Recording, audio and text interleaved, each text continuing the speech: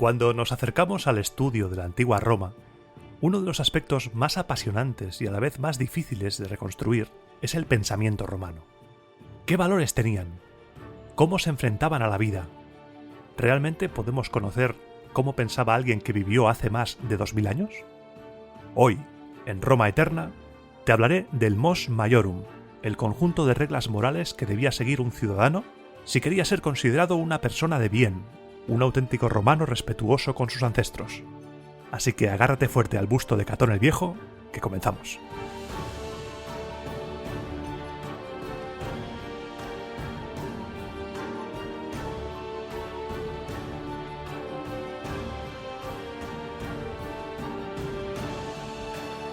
Antes de comenzar, me gustaría aclarar que el tema del Mos Maiorum daría para mucho, porque el Mos Maiorum está también en el ámbito legal, pero no me voy a meter ahí.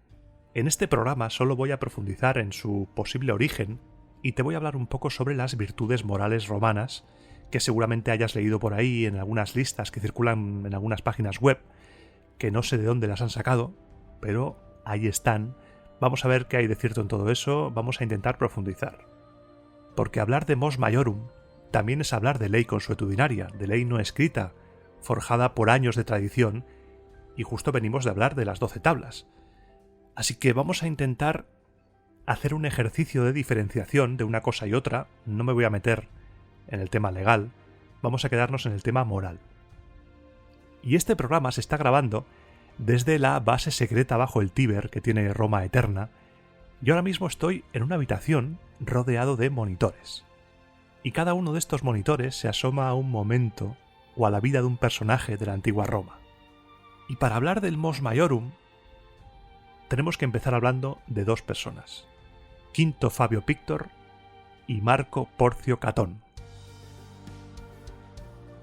Conectamos primero con la habitación de Fabio Pictor y aquí lo tienes, escribiendo tranquilamente su historia de Roma. En uno de los primeros programas, en el que hablo de las fuentes para poder conocer la Roma antigua, mencioné a este señor, pero no profundicé sobre su vida, y según parece tuvo una vida muy interesante. Nació en el año 254 a.C., dentro de la gens Fabia, la de los 306 Fabios, fue senador, luchó contra los galos en el 225 y contra los cartagineses en la Segunda Guerra Púnica. Este señor estaba en la pomada de todos los eventos clave de la historia de Roma. Lo que más nos interesa de este señor es que a día de hoy, en el momento de grabar este programa, es el primer historiador de la antigua Roma. Ya sabes que yo siempre me parapeto en la prudencia, porque la historia va como va, e imagínate que un día descubren escritos de un señor anterior a él. Pues yo por si acaso me pongo en formación tortuga para no hacernos daño. Es uno de los primeros y es el más antiguo que se conoce por el momento. Quinto Fabio Pictor vivió en una época en la que Roma estaba viviendo los acontecimientos que la harían dueña y señora del Mediterráneo durante tanto tiempo, las guerras púnicas. Y en ese momento la mentalidad de algunos romanos cambió. Hasta entonces, Roma había sido una comunidad con escritura, pero no tenía historia escrita. Había interés por las historias de los antepasados, pero no fue hasta esta época cuando Roma empezó a plantearse en serio la escritura de su historia. Hoy en día la historia escrita es algo que damos por sentado, pero no siempre fue así. La historia es fundamental para la continuidad de una sociedad. La memoria colectiva se transmite a través de la historia. Es necesario un pasado común y un saber común sobre ese pasado. Y es algo que empezó a calar en Roma con Fabio Pictor, y más todavía cuando en el 216 fue enviado como embajador de Roma a Delfos para consultar el oráculo, un hecho que nos cuenta Tito Livio. Allí, posiblemente, Fabio Pictor descubrió lo poco que se conocía en profundidad a Roma en el extranjero, y ya sabes tú que si no te conocen, no te podrán defender, no tendrás partidarios. Y en medio de esos conflictos brutales entre las potencias romana y púnica, la versión propúnica de autores como Sileno de Calacte o de Sosilo de Esparta estaba comiéndole la tostada a una propaganda romana inexistente. Roma estaba creciendo de una manera bestial. Roma estaba ya posando sus garras sobre gran parte del Mediterráneo, y era necesario presentar a Roma al mundo, ese mundo que iba a ser conquistado. y para ello era vital proporcionar a Roma una historia escrita, una explicación histórica de su expansionismo. Una historia que tuviera un pasado glorioso, unas costumbres intachables y unas instituciones sabiamente diseñadas por sus antepasados. Para los romanos, saber que su pasado es glorioso confirmaba su presente glorioso. El pasado era un modelo a seguir, un pasado que había dado esplendor a Roma y que daba seguridad a los ciudadanos del momento.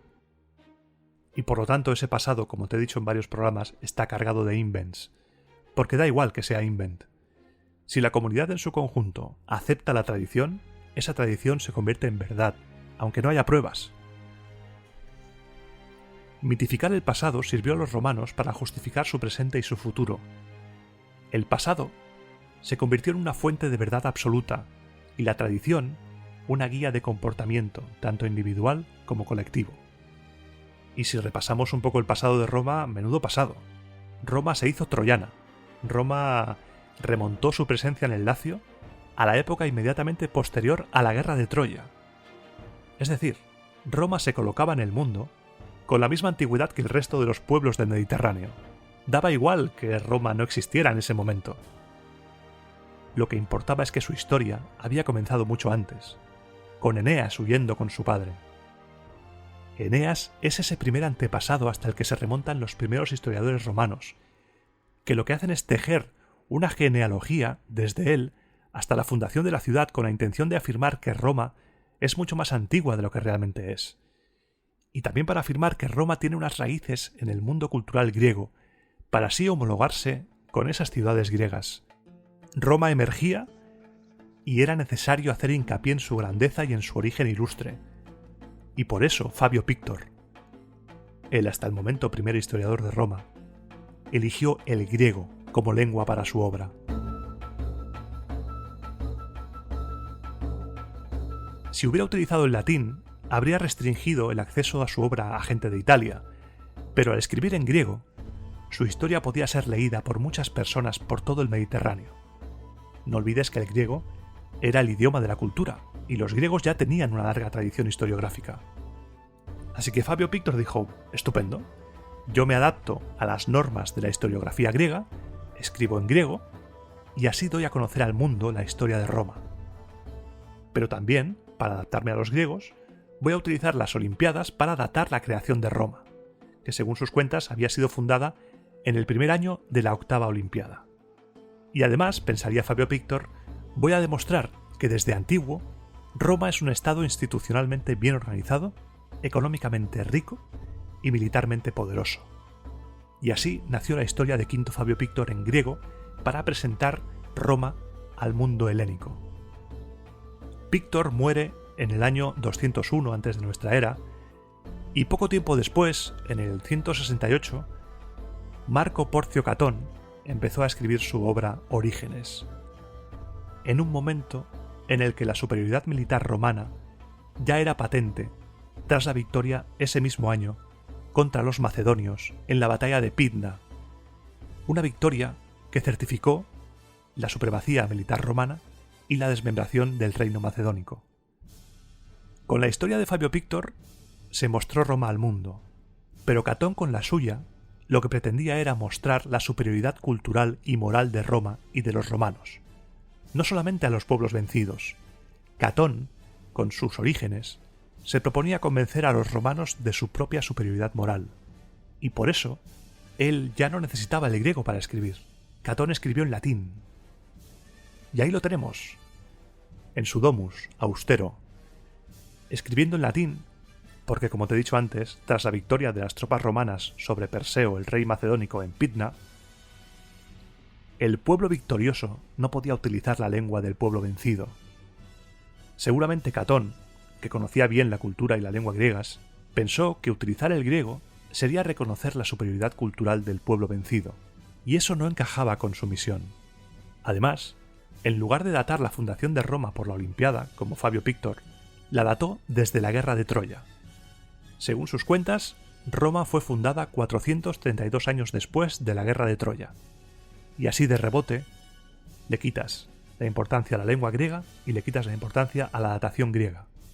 En Catón tenemos a un personaje que era defensor a ultranza de lo romano, y en este caso el uso del latín es lo que es nacionalismo cultural, que quería asentar culturalmente un dominio que ya era militar sobre los griegos. Catón no podía admitir, por más tiempo, la dependencia cultural romana respecto a la griega, ni respecto a ninguna otra. Según testimonios de autores posteriores, la obra de Catón en estructura era muy parecida a la de Fabio Pictor. Empezaba en los orígenes de Roma, luego la monarquía y llegaba hasta las guerras púnicas. La novedad de Catón es que también escribe historias de ciudades del resto de la península itálica. Los romanos ya tenían el control de Italia, y con la historia de Catón, Italia es Roma.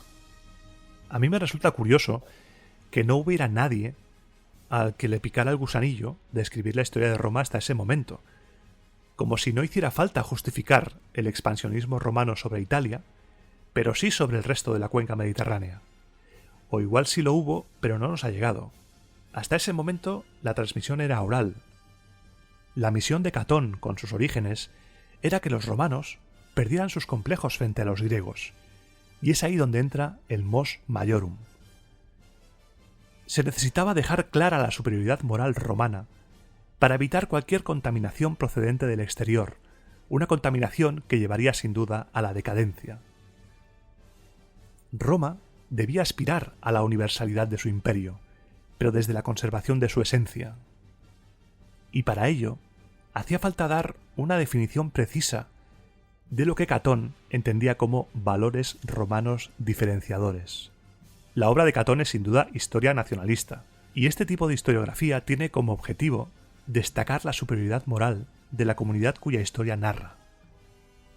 La superioridad de cada pueblo viene inevitablemente unida a la constitución de su propia identidad que la confronte con las demás. Y aquí tenemos que andarnos con mucho cuidado. Cuando hablo de superioridad romana sobre los demás, hablo de superioridad moral como pueblo, no como raza. Los romanos como pueblo no eran racistas. El nacionalismo de Catón era un nacionalismo moral. La superioridad de Roma era una superioridad ética, como mostraba su historia y sus mos maiorum, las costumbres de los antepasados que eran seguidas a pies juntillas por la élite. Catón escribió su obra definiendo al pueblo romano desde la perspectiva de la aristocracia de su época, de los intereses de la clase dirigente del siglo II a.C. Catón escribió sin duda mirando hacia la tradición. ¿Y quién creó esta tradición que Catón convertía en una realidad que justificaba la superioridad de Roma sobre las demás? Pues las clases dirigentes. El poder siempre tiene la tentación de inventar el pasado de su comunidad. Recuerda que en Roma la cultura quedaba bajo el control de la aristocracia y su transmisión se realizaba fundamentalmente en el seno de las familias más poderosas. Fabio Pictor, sin duda, para escribir su obra, debió consultar los archivos de su familia. Los demás historiadores debieron haber consultado información en los archivos de las historias familiares de las gens destacadas, ya que no había un sistema educativo público, no había más maestros que los que la familia proporcionara para la educación interna de los niños. Solo la aristocracia estaba en condiciones de elaborar esa literatura que crease los valores éticos y morales romanos que justificaran la superioridad sobre los demás pueblos. Eso les permitió determinar los valores nacionales y transmitirlos de generación en generación. No debemos olvidar nunca que en ese momento la historia salía de la élite. La historia era por la élite y para la élite. El acceso a la cultura estaba restringido, así que no había discrepancia alguna. La historia que los romanos escribieron desde Fabio Pictor es la recreación de la memoria de la aristocracia romana y la proyección de sus ideales y fundamentos ideológicos al frente del Estado. Porque la historia de la aristocracia y la historia de la plebe no son las mismas, pero la plebe más pobre no pudo escribir su historia. Y por eso muchas veces te encuentras leyendo a Tito Livio y ves que cojea de conservadurismo, llama vagos a la plebe, lo mismo que Dionisio de Carnaso, porque son gente de un nivel económico superior, de un nivel social superior, y a veces se les nota. La historia y la memoria de Roma quedaba entonces en manos de los miembros de la aristocracia, encargados de velar por las relaciones entre los dioses y la comunidad, lo cual ayudaba a dotar de autoridad a la información recopilada por estos primeros historiadores, a través de los cuales el Estado romano ejercía un control sobre las tradiciones colectivas, Así se empezaron a hacer populares leyendas y mitos que a la aristocracia le interesaba que se contasen y de la manera que interesaba que se contasen. Esas historias recogidas en los archivos familiares, llenas de invents, transmitían una concepción de la comunidad y unos valores que conectaban directamente con los intereses de la clase dirigente y los utilizaban como instrumento para reforzar su liderazgo. Si lo piensas por un momento, tiene toda la lógica del mundo. Un historiador romano como Fabio Pictor quiere escribir la historia de Roma. Vale, necesita consultar información. ¿Dónde irá? Lo primero, como te he comentado antes, a los archivos familiares de las gens más destacadas. Ahí ya estará eso cargado de invents. Después irá a los fasti consulares, también en manos de la élite. Las laudaciones fúnebres, también en manos de la élite.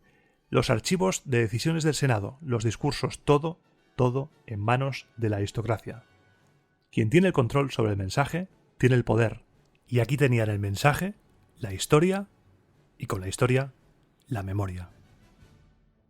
Durante siglos, mediante el control de los colegios sacerdotales y de la administración del Estado a través de magistraturas y senado, la aristocracia se reservó el privilegio de decidir qué hechos históricos eran dignos de ser memorizados año a año, y además se convirtió en guardiana de esos recuerdos que no fueron publicados hasta el 130 o 120 a.C., cuando ya se habían escrito varias historias nacionales. Hasta ese momento, la historia de Roma solo podía emanar de la élite. Si hacemos un repaso a historiadores romanos, todos fueron senadores y destacados personajes públicos. No te imagines a los historiadores romanos como un friki en su casa escribiendo, porque no es así. Fabio Pictor, Cincio Alimento, Acilio, todos estos seguramente fueron senadores. Catón fue cónsul, censor y probablemente augur. Postumio Albino fue cónsul. Pisón fue cónsul y censor. Luego, si vamos a otros autores, Cicerón fue cónsul también. La autoridad que emanaba del desempeño de esos cargos relevantes le dio al relato un halo de verdad. Catón, antes de escribir su obra, como te he comentado, había sido censor y ya se había empezado a labrar una buena fama de guardián de las esencias morales de Roma. Los historiadores que durante el siglo II escribieron la historia eran personajes dotados por sus cargos de auctoritas y transformaron el relato histórico en justificación ideológica del dominio de la clase social a la que pertenecían. Debían crear un pasado acorde con los intereses políticos y morales de la aristocracia gobernante. Y el mos maiorum ejerció un papel protagonista, siendo el patrimonio ético de una clase social que legitimaba así su dominio. Y en el programa de hoy, cada vez que diga mos maiorum, chupito, porque lo voy a repetir muchas veces. El mos maiorum era la tradición por excelencia. La tradición en su estado más puro. Una tradición que sí que fue evolucionando y que se fue enriqueciendo con nuevas ideas en función de las necesidades del momento, pero que siempre se mantuvo como punto de referencia permanente, como un ancla del conservadurismo. Hay una frase de Quinto Ennio que aclara mejor esta idea. Moribus antiquis res stat romana virisque, que podríamos traducir como la estabilidad de la civilización romana depende por igual de las antiguas costumbres y de los hombres que las realizaron de forma ejemplar en sus acciones. ¿Y a quién se refiere con estos mayores el mos maiorum? Pues estos son los primeros patres, los contemporáneos de Rómulo. Los patricios tenían por definición el término mayores. Eran los antepasados quienes habían construido con su conducta el mos maiorum. Eran las familias las que habían conservado y transmitido el mos maiorum. Y si los mayores son los patres, quienes habían conservado y transmitido estos valores eran los patricios. Pero seguramente esto no se empezó a utilizar hasta inicios del periodo republicano, cuando el patriciado se hace con el poder en Roma, y seguramente una de las armas que utilizaron para legitimar su poder fuera ese mos maiorum, esa dignidad de los antepasados que habían levantado Roma y lo utilizaban como arma ideológica contra los plebeyos. Pero cuando se empezó a utilizar más el mos maiorum, creo yo que fue cuando se creó la élite de la élite, la nobilitas. Recuerda que formaba parte de la nobilitas toda aquella familia que tuviera algún miembro que hubiera alcanzado el consulado. Primero eran patricios y luego fueron plebeyos muy ricos. Esos mismos plebeyos que consiguieron el acceso a su parte del pastel del poder, a base de azuzar el conflicto de clases con tal de colocarse, también ellos, en la cúspide de la pirámide. El Mos Maiorum se acabó convirtiendo en una especie de manual de consulta para la conducta social y para la actuación política de la aristocracia, ejerciendo indirectamente un control sobre los futuros magistrados, ya que ese Mos Maiorum fue utilizado como un factor de estabilidad del Estado. Si te saltas el Mos Maiorum, pondrás en peligro Roma y pondrás en peligro al Estado. El Mos Maiorum que conocemos es el de la Nobilitas, el modelo de conducta durante gran parte del periodo republicano. Uno de los mayores defensores del Mos Maiorum, Cicerón, era un homo novus, era un plebeyo que llegó a ser cónsul y por lo tanto entró en la Nobilitas, como Cayo Mario. Esta gente, que no forman parte de los mayores, reclamaron para sí mismos las virtudes de los antepasados de las viejas familias aristocráticas romanas y tras hacer lo suyo, fue el que plasmaron en sus obras a partir del siglo II. El Mos Maiorum que conocemos es fruto de una larga fase seguramente de transmisión oral. Estas costumbres y valores éticos que definen la civilización romana fueron presentados por los historiadores romanos como el origen del poder de Roma. ¿Quién creó el poder de Roma? El Mos Maiorum y punto. Y su respeto garantizaría la continuidad del Estado y su desarrollo. Los triunfos de Roma no hacían más que justificar estos valores, ya que para los historiadores romanos, los valores romanos, sus valores habían vencido sobre los demás. Y además el éxito de Roma era prueba de que este pueblo gozaba del favor divino frente a sus enemigos. Los romanos eran los elegidos por los dioses, y esto era gracias al Mos Maiorum. Este sistema moral explicaba el presente y permitía la vuelta a los tiempos primordiales de Roma, a la época dorada de los mayores. Daba orden coherente al presente y lo ligaba con el pasado. La observancia de las reglas morales aseguraba la supervivencia de la república. Si la religión servía para conectar a los hombres con los dioses mediante el cumplimiento exacto de los rituales religiosos, el Mos Maiorum cohesionaba a la comunidad proponiendo valores comunes de probado éxito que garantizarían la paz y la continuidad del Estado si se seguían sus normas. Era un código que de alguna manera complementaba la religión.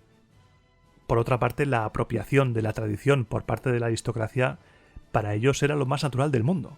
Sus miembros habían construido su historia y su tradición, eran el núcleo del Estado romano. Ellos eran Roma.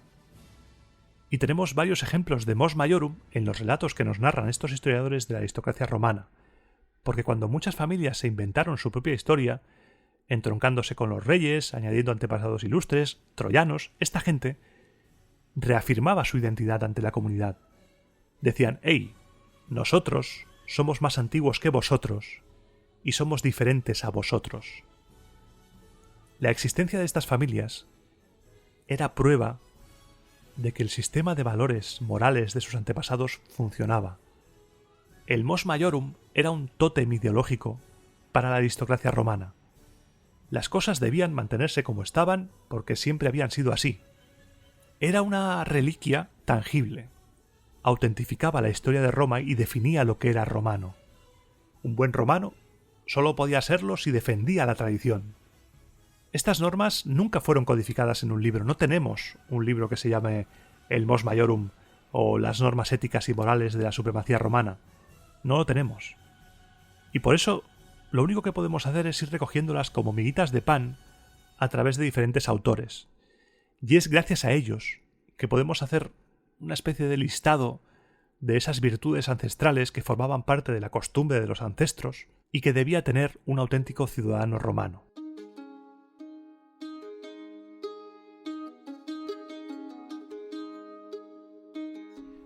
Y ahora, después de la turra que te he echado, porque ha sido una turra, tremenda turra, sobre todo el tema de la historia escrita, la posible manipulación del Mos Maiorum, vamos a ir ya ahí, al hueso.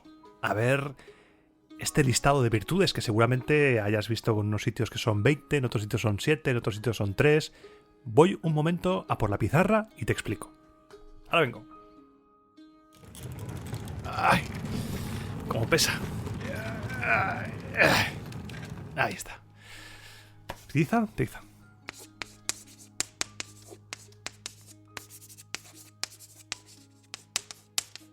2000 años más tarde.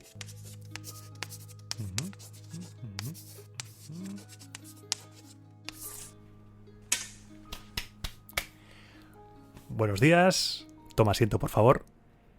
Te doy la bienvenida a este curso express para tener la ciudadanía romana, impartido por la inventada Universidad Augustea de Roma Eterna. Yo soy tu profesor, Iván Martín, y me congratula que por fin hayas dado el paso a solicitar la ciudadanía romana, la ciudadanía más importante y más guay de la antigüedad. No lo digo yo, lo dice la ciencia. La ciencia y los soldados que hay en la puerta, que tienen cara de ser poco amigables. Así que sígueme el rollo y todo irá bien. La ciudadanía romana. La ciudadanía romana... Hay gente que se cree que era un comodín para hacer lo que se le viniera en gana.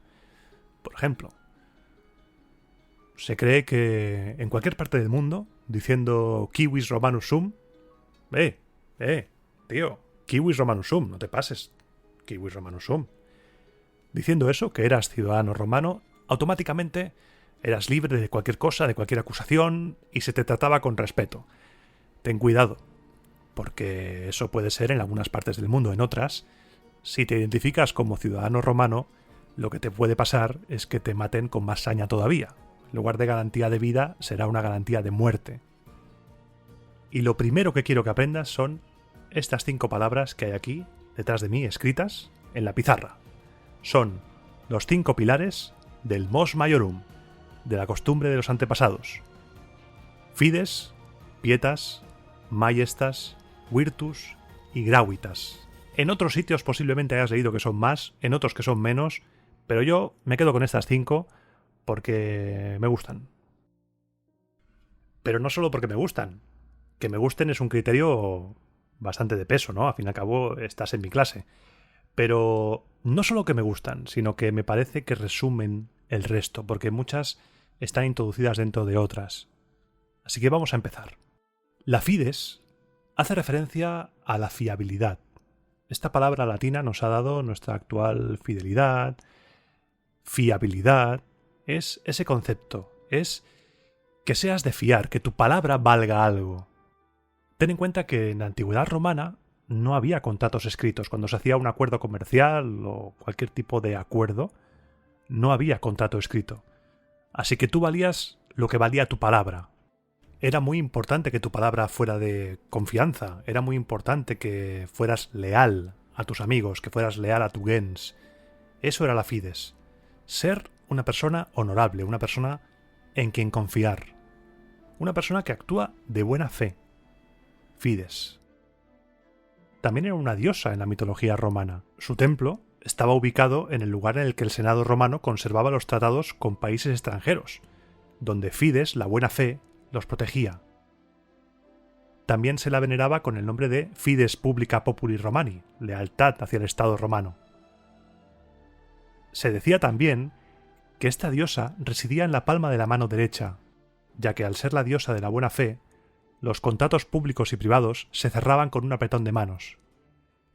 Por eso hay muchas monedas en las cuales, por ejemplo, hay un denario de Vitelio del año 69, que si lo buscas en Google lo vas a encontrar, en el cual sale en un lado la cara del emperador Vitelio y en la otra pone Fides Exercitum y está grabado el símbolo del apretón de manos. Y de la Fides pasamos a la Pietas. La pietas, que podemos traducir como piedad, no tiene el significado que tiene actualmente la palabra piedad. Actualmente piedad significa misericordia, podría ser. Es un concepto religioso, cristiano. Yo tengo piedad de ti. No. En tiempos romanos la pietas era tener respeto hacia los dioses, hacia la patria, hacia los padres, hacia tu familia, tus parientes, tus esclavos. El respeto. También incluye el sentido de observanza de los ritos, el cultus, en las obligaciones para con los dioses. La pietas es el respeto. El ejemplo perfecto de Homo Pius es Eneas, el héroe troyano, que huye de la guerra cargando con su padre y a su vez éste carga con los dioses, con los penates de la familia. Después tenemos la majestas. La majestas tiene dos significados, uno público y otro privado. A nivel público, majestas significa la dignidad del Estado. Es el Estado. Por ejemplo, los delitos de lesa majestad son delitos de orden público, una ofensa al Estado mismo. Y el sentido privado de majestas es el sentido de pertenencia, de estar orgulloso, de formar parte del pueblo romano, de formar parte de un pueblo elegido para civilizar, para dominar a los demás. Ser consciente de tu posición en el mundo como parte de un pueblo que ha venido al mundo a civilizarlo. Eso es la majestas privada. En cuarta posición tenemos a la virtus. La virtus, que es una palabra que deriva del término vir, hombre en latín, tiene en origen un significado muy masculino, el ideal del macho romano.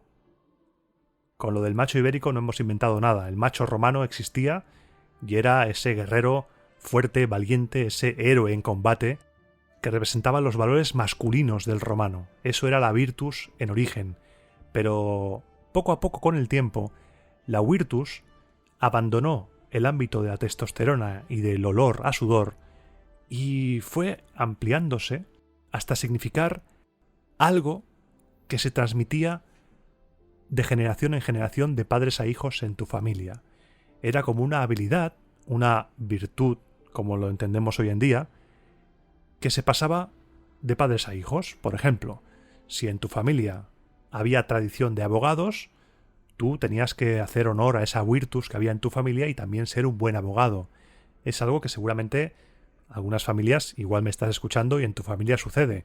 Hay tradición de cierto oficio y se espera de ti que desempeñes el oficio haciendo honor a tu familia, haciendo honor a esa tradición. En eso acabó convirtiéndose la virtus. Y por último tenemos la gravitas. La gravitas, de la cual deriva nuestra palabra gravedad, grave, no tiene el mismo significado que tiene hoy en día. Como pietas, que no es la misma piedad que hoy en día. La gravitas era la capacidad del romano por mantenerse impertérrito, por mantener el respeto a la tradición, la seriedad, dignidad, autoridad, el autocontrol. La gravitas engloba la dignitas y la auctoritas, otras virtudes que seguramente hayas visto por ahí. Un buen romano, ante la adversidad, se mostraba impertérrito. Es lo que a veces parecía a Julio César en Asterix y Obelix, que también recuerdo que tenía ataques de rabia y ataques de furia, pero por norma general, el César de Asterix y Obelix era una persona que caminaba erguida, tranquilo, parsimonioso, que mantenía el autocontrol en todo momento. Un ejemplo de gravitas lo tenemos en el soldado romano Mucio Escévola, el que se coló en el campamento de Lars Porsena y en el momento en el que fue descubierto, según la tradición, puso la mano en las brasas y se quemó tranquilamente la mano sin proferir ningún grito, hasta el punto de que los hombres de Porsena y Porsena mismo acabaron asustados. Dijeron, ¿pero este hombre qué hace? ¿Está loco? ¿Pero qué hace? ¿Está loco? Pues este hombre, Mucio Escévola, fue un ejemplo de gravitas.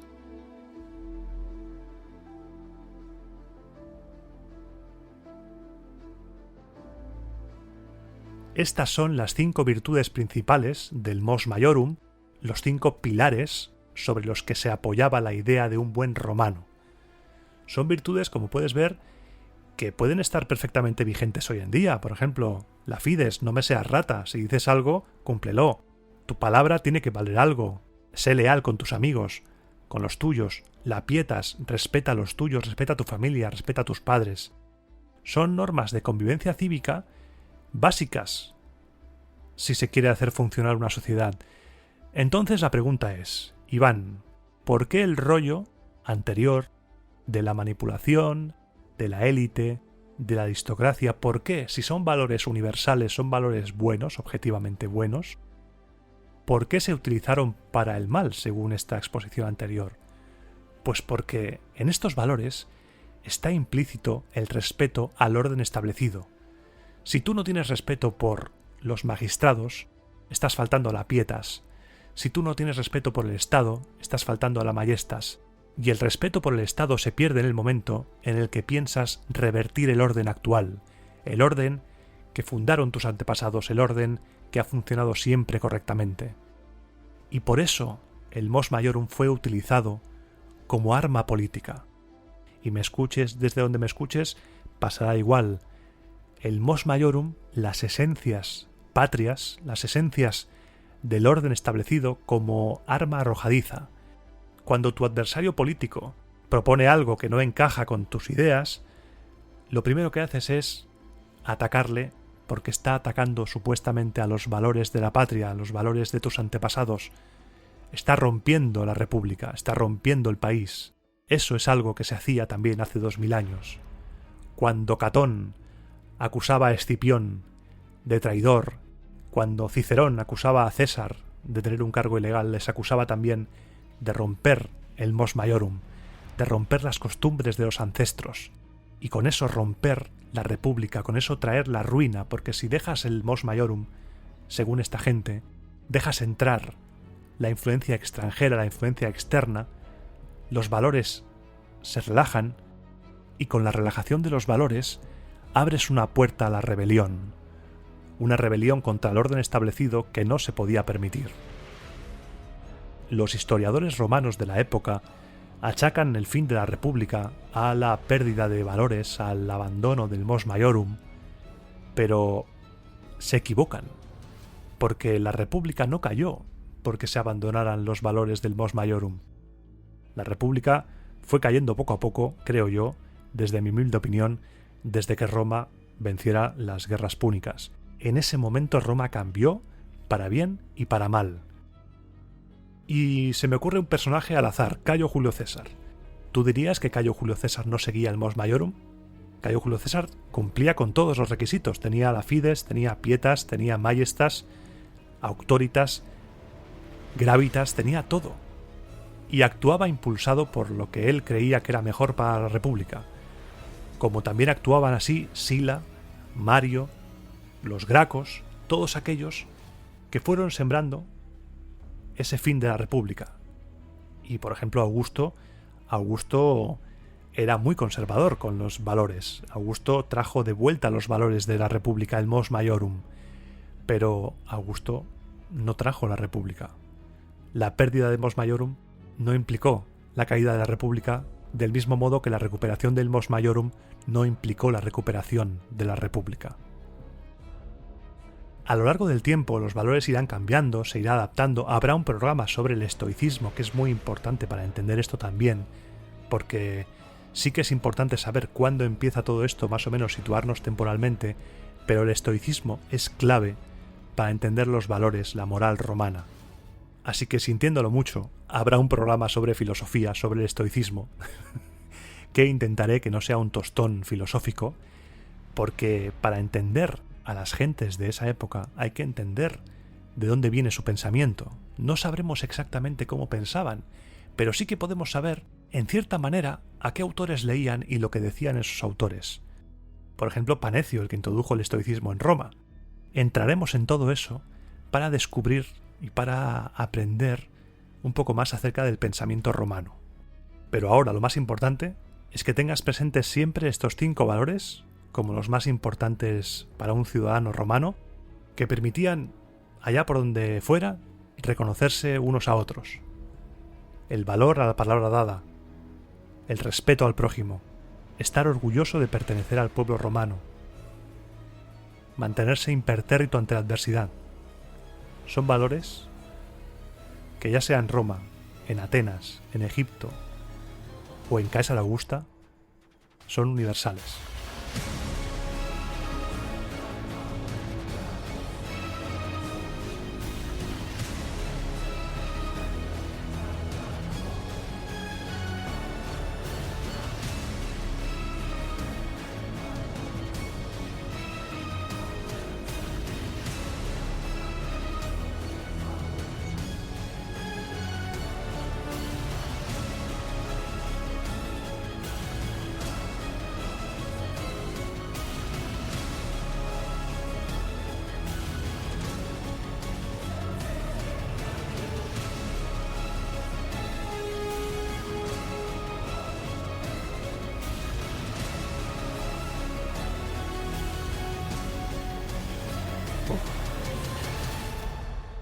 Vaya programa. Voy a beber agua un momento, por favor.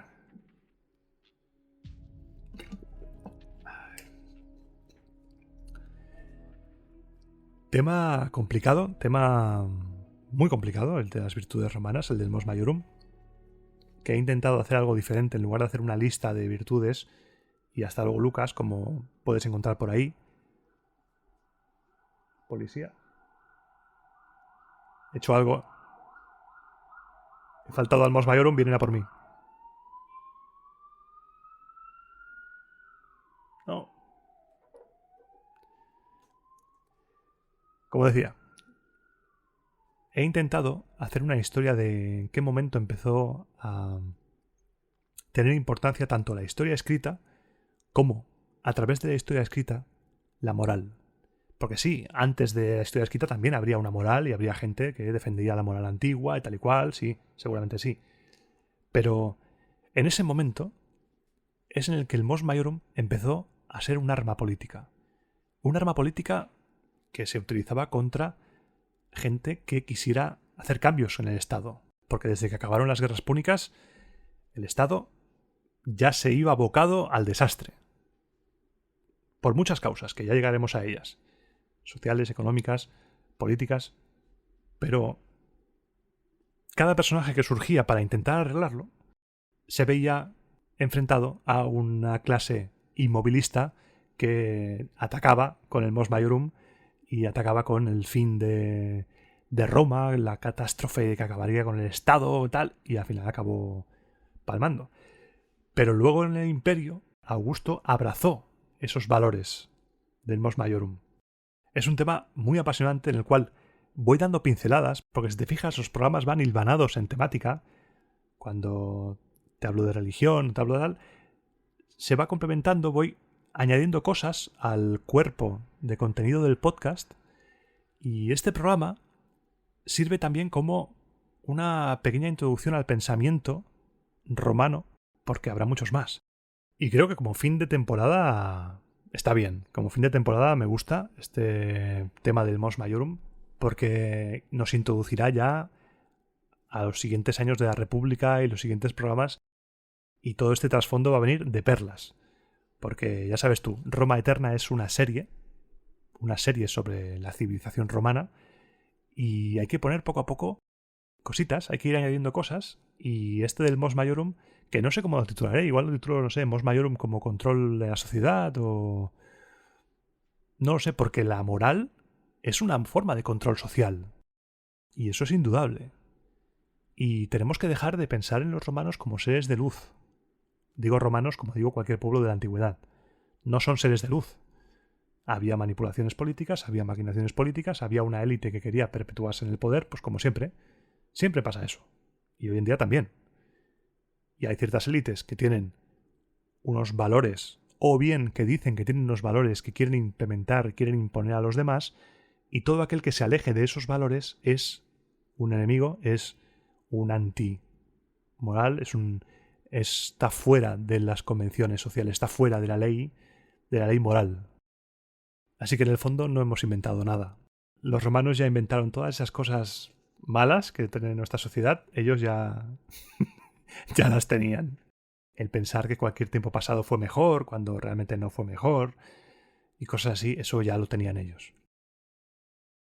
Y ahora toca comentar la magnífica acogida que tuvo el reto que te lancé en el programa anterior, que es comentar algún yacimiento, ya fuera romano o no, cosas históricas, cosas para poder visitar en unas vacaciones ideales, unas vacaciones ya sin bicho, unas vacaciones de las de antes, que pudiéramos permitirnos el lujo de hacer un viaje sin límite de presupuesto y decir, a ver, me voy de vacaciones porque me lo he ganado, he estado todo el año trabajando y me he ganado unas vacaciones. Pues vamos a ver cosas, vamos a ver piedras, vamos a ver lugares históricos, lugares bonitos, lugares donde puedas sentir la historia. Porque a mí es lo que más me gusta de viajar. Dices, Iván, te has quedado media hora mirando a un montículo que no se ve nada, pero es que ahí hubo algo, ahí, por ejemplo, igual, no sé, hubo un templo, y ahora hay ruinas, pero si haces un pequeño ejercicio de imaginación, puedes contemplar a la gente pasando por ahí, haciendo los rituales, viviendo, de la misma manera que dentro de 2000 años, quizá, No sé si los humanos de entonces o los robots o los aliens o no sé quién está dentro de 2000 años, pensarán lo mismo de nosotros. Dirán, míralo, ahí estaban, haciendo su vida con sus miedos, con sus preocupaciones. ¿Qué estaría pensando una persona que subió por esas escaleras hace 2000 años? Y es algo que cuando visito estos lugares es un ejercicio. Viajas en el tiempo. Uy, que le doy al micrófono. Viajas en el tiempo. Y si repasamos los lugares que se han propuesto, tenemos una ruta 5 estrellas. Desde Itálica, vamos al sur de la península, Itálica, cerca de Sevilla. Tenemos también Mérida, Cáceres, toda la zona del sur. Es una zona profundamente marcada por el paso romano.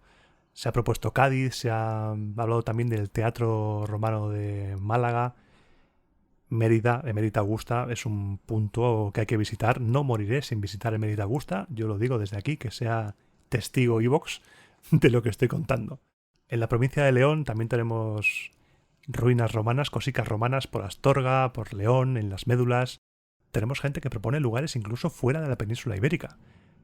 En Germania, en el Bajo Rin, en la actual Xanten, se encontraba la colonia Ulpia Traiana, y es un lugar de investigación y espacio arqueológico con diferentes actividades y un punto muy interesante para hacer un viaje. Gracias, Leosan, por proponer ese lugar.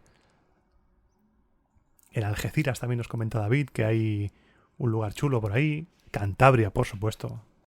Con lo que le costó a Augusto como para no tener ahí yacimientos romanos. Jesús, un gran amigo ya del podcast, al cual mando un saludo. Si estás escuchando este programa por la noche, un fuerte abrazo. Nos recomienda el Parque Arqueológico de Begastri, en Ceejín, en Murcia. Una maravilla. La Villa Romana de Salar, en Granada. Son todos lugares llenos de magia. En Segovia. Solo he estado... Nada, en Segovia apenas he estado. Una tarde estuve en Segovia, pero ver el acueducto... impacta, ¿eh? Es algo... Lo que hice fue tocar la piedra y fue algo... Dices, hostia, madre mía, pedazo acueducto, pedazo piedras. C. Fonseca incluso nos escribe desde Costa Rica y nos recomienda un misterio, el misterio de las esferas de piedra de Costa Rica. Muy interesante. Me gustaría hacer también algo sobre culturas de América, porque tenemos una concepción muy eurocentrista, y a pesar de que este programa se llama Roma Eterna y es de romanos y es Roma centrista, mi ilusión sería hacer cosas más allá de Europa, más allá de ponernos como el ombligo del mundo. También nos recomiendan en comentarios Zaragoza, CAE Saraugusta, por supuesto, cómo no, CAE Saraugusta. Estuve hace unos años en Zaragoza, estuve viendo una exposición que hicieron del Titanic, que es uno de los temas que me gustan, todo el tema del Titanic y tal. Mi padre era marinero, el tema del mar siempre ha estado muy presente en casa. Y fui y me gustó mucho la ciudad, me gustó mucho, sí. Y recuerdo que había una escultura, no sé dónde, de Zaragoza, había una escultura de Augusto y ahí me hice una foto. También recomiendan, nuestro amigo Félix, también recomienda Complutum, la actual Alcalá de Henares. Una ciudad preciosa. Una ciudad preciosa. Me encantó, me encantó. En Teruel también hay un acueducto, nos comenta Zales. Toda la península ibérica, incluso en Euskadi hay el Museo Romano de Oyaso, en Irún, por ejemplo, las calzadas romanas por el Aizgorri. Toda la península ibérica está regada por la presencia romana. Estoy deseando llegar al punto en el cual los romanos lleguen a la península ibérica para poder hacer la serie, que me gustaría hablar de qué se encontraron los romanos. Porque siempre se suele hablar de vinieron los romanos, pim pam pum, romanización. Te guiña un ojo, un romano, y dices, estás romanizado. Pero antes de eso aquí había gente. Y había culturas muy interesantes. Y es algo que me gustaría también tratar. Muchas gracias por los comentarios, muchas gracias por volcarte de esta manera en hacer algo grande, en hacer de los comentarios un espacio tan bonito, porque es que es maravilloso. El programa anterior, el programa 31, se queda ahí como un ancla, se queda a un punto de referencia, lo voy a poner en favoritos, para hacer una especie de mapa. Molaría a futuro hacer un mapa con lugares a los que viajar, ¿sabes? Que te dejas ahí como las listas de la compra en las webs online. Pues tú te dejas, en lugar de compras futuras o compras para los Reyes Magos, te pones lugares a los que viajar. Y poco a poco ir cumpliendo estos lugares. Aunque es complicado porque en cuanto sea seguro viajar al extranjero, ya sabes tú, o sea, lo sabes tú, lo sabe iVoox, lo sabe el panadero de abajo, que el primer viaje al extranjero será ir a Roma. Eso, vamos, no te aceptan la apuesta, no se paga. Eso está más que claro. Pero una ruta por la península ibérica sería muy bonito. Y hacer algo juntos, no sé, algo que cuando vuelva a la normalidad del todo, es algo que me viene rondando. No sé, quizá hacer algún tipo de evento, algo. Sería súper bonito hacer algo juntos para hacernos un poco más de carne y hueso.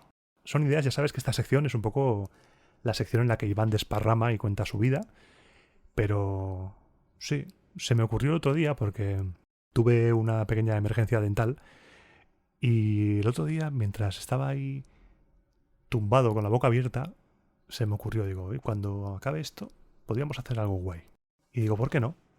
Ya lo iremos perfilando, pero esta temporada que acaba ahora, la temporada de Roma Eterna, es un poco raro esto de las temporadas, porque no es que esté delimitado como tal. La primera temporada quizá acabó con la monarquía, también lo comenté que acababa, pero esta es una temporada porque es las primeras vacaciones que me cojo. Sí que en agosto habrá programas, los programas de los dioses, que ya te avanzo, que lo he comentado en Twitter y lo he comentado en la comunidad de iVoox, serán dedicados a Júpiter, Juno, Marte y Vesta.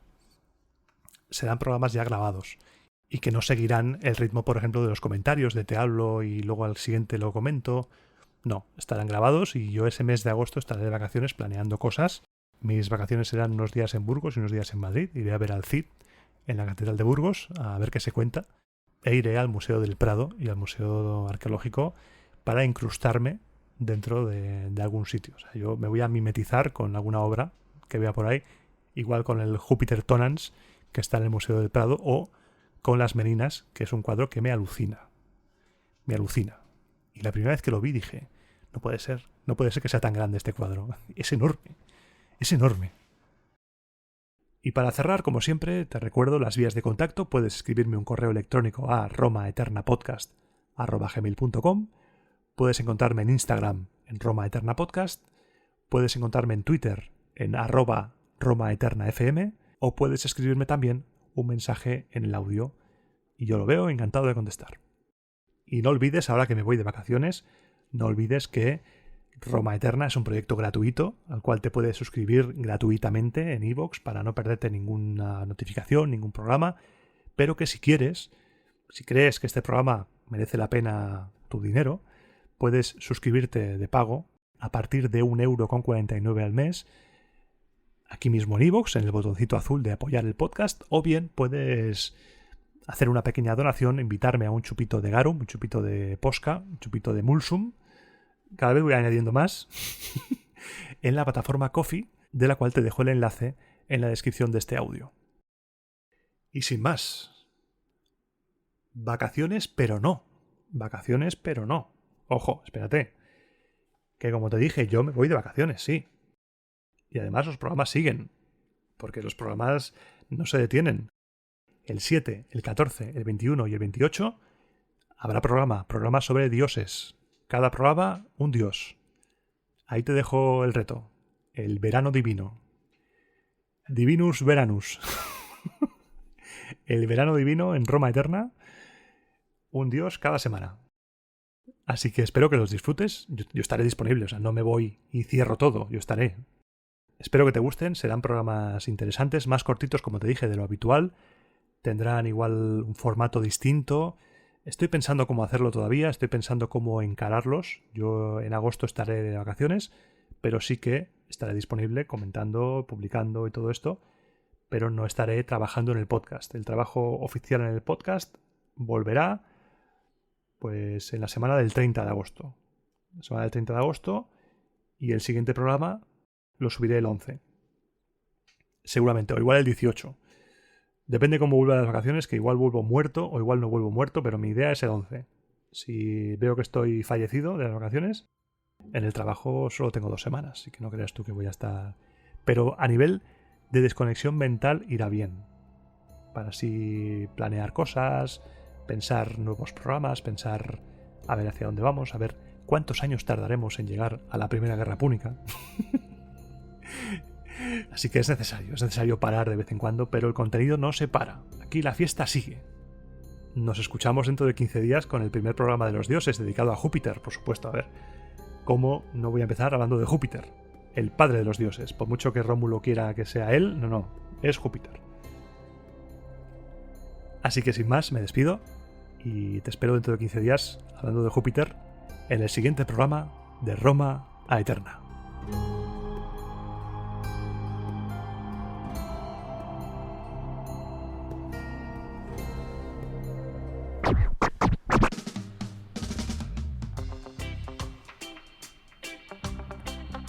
Vacaciones. Ay. Bueno, voy a hacer la maleta. ¿Qué me llevo? A ver, un diccionario de mitología romana. Pa' dentro.